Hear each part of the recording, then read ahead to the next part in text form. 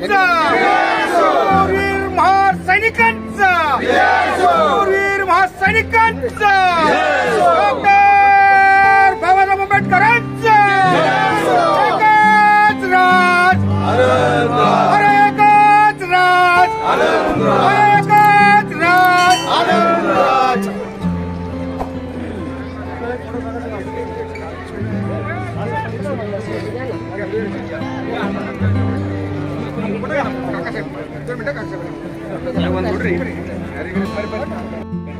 साहित्य उभं राहू ना.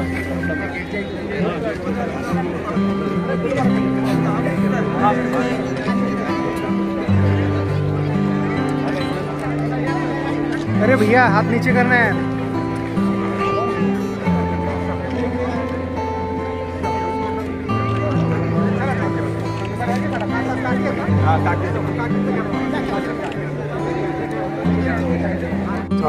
हा जो आपल्या शौर्य दिनाचा खास करून लोक यासाठी प्रचंड मोठ्या संख्येने येणार आहेत.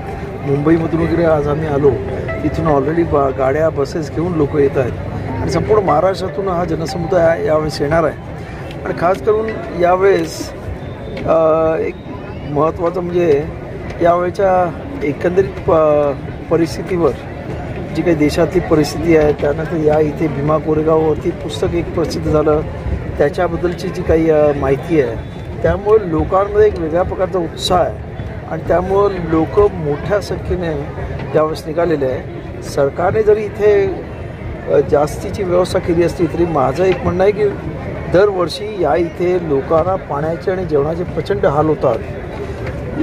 दरवर्षी शासनातर्फे जेवणाची सोय केली जाते, परंतु यावर्षी ही जेवणाची सोय झालेली नाही आणि त्यामुळं मला सरकारला सांगायचं अजूनही वेळ गेला नाही.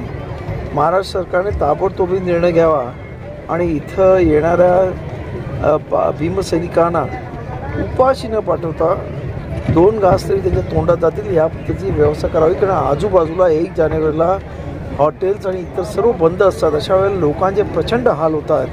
हे दरवर्षीचा अनुभव आहे.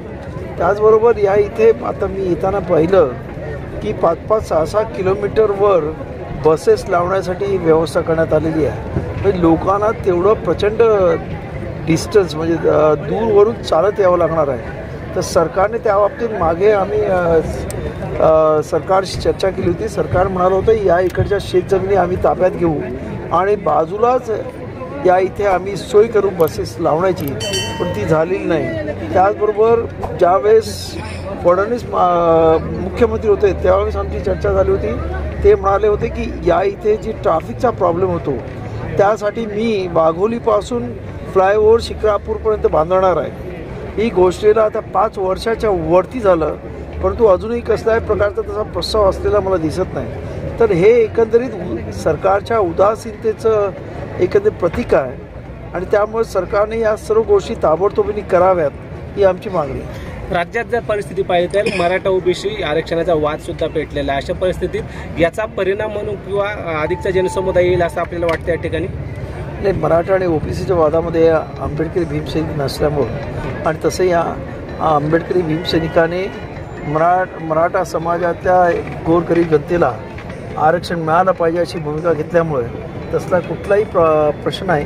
परंतु बाबासाहेब आंबेडकर मानणारा वर्ग आज हळूहळू वाढत आहे. आता मी इथं या आपल्या स्तंभाला सलामी देऊन इथे येत असताना अनेक लोक भेटले आणि ते कर्नाटकामधून आलेले आहेत. म्हणजे आज महाराष्ट्रातच नव्हे तर परराज्यामधून सुद्धा या स्तंभावरती येणाऱ्या लोकांचा आता लोंढा वाढत आहे आणि त्यामुळेच ही गर्दी दिवसेंदिवस वाढत चालली आहे. कोट्यवधी रुपये सरकार या ठिकाणी खर्च करत असतात, त्यामध्ये सुद्धा काही त्रुटी आहेत असं आपल्याला वाटतं? हो ना, आता जेवणाची व्यवस्था नाही, पाण्याची व्यवस्था नाही, तर हे सर्व इव्हन आता आजूबाजूला आपण जर पाहिलं असेल तर एवढ्या येणाऱ्या लोकांना 5-6 किलोमीटर आल्यानंतर त्याने ताबडतोबीने 5-6 किलोमीटर त्याच्या बसेसपर्यंत चालत जावं ही अपेक्षा नसते.